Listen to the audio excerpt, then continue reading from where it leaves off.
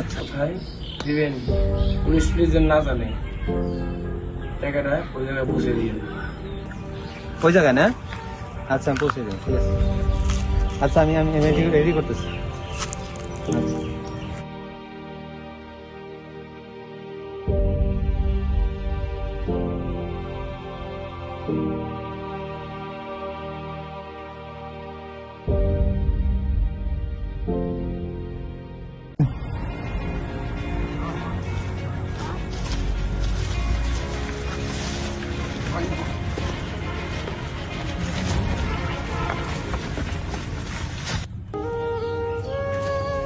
আমার বাবা, আমার বাবা রে, পাইছি তোমারে, তোমারে মারা দিছে না বাবা? হ্যাঁ না, ঠিক আছে, চলো যায় না।